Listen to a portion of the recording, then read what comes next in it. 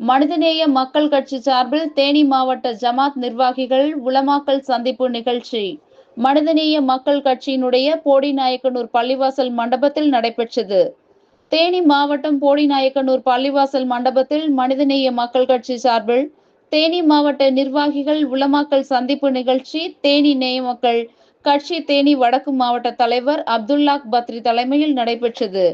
தொடர்ந்து ஊராட்சி முதல் நாடாளுமன்றம் வரை சிறுபான்மையினர் பிரதிநிதித்துவத்தை உறுதி செய்யவும் வக்பு ஒழிப்பு சட்டத்தை தடை செய்ய வேண்டியும் இரட்டை கோரிக்கையை வலியுறுத்தி மனிதநேய மக்கள் கட்சி சார்பில் ஜூலை 6ஆம் தேதி மதுரையில் எழுச்சி பேரணி மாநாடு நடைபெறுவதை ஒட்டி சந்திப்பு நிகழ்ச்சி நடைபெற்றது.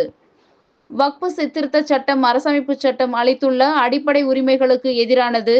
பள்ளிவாசல்கள், தர்காக்கள், மத்ராசாக்கள் சொத்துக்களை சூறையாடும் நோக்கில் இயற்றப்பட்டதையும் உலகிலேயே அதிக முஸ்லிம்கள் வாழும் நாடுகளில் முதன்மையான நாடாக இந்தியா விளங்குகிறது.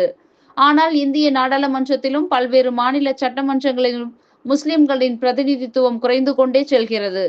இதன் பின்னணியில் திட்டமிட்ட தீய சூழ்ச்சிகளும் இயங்கி வருகின்றன.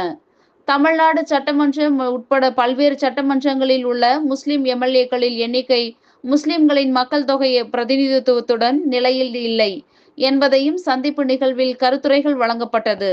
இந்நிகழ்வில் தேனி மாவட்ட ஐக்கிய ஜமாத் தலைவர் பொன்ராஜ் கொந்தாலம், மாநில துணைத் தலைவர் ஜமா அப்துல் உலமா, அலாவுதீன் மிஸ்திபாதி மற்றும் JAN இரப்பில் கல்லூரி முதல்வர் முகமது உசைன் மன்பா ஆகியோர் முன்னிலையில் நடைபெற்றது. இதில் சிறப்பு அழைப்பாளராக மனிதநேய மக்கள் கட்சி பொதுச் செயலாளர், தமிழ்நாடு நாள் கமிட்டி தலைவர், தமிழ்நாடு வக்பு வாரிய உறுப்பினர், சட்டமன்ற உறுப்பினர் அப்துல் சமத் கலந்து கொண்டு சிறப்புரையாற்றினார்.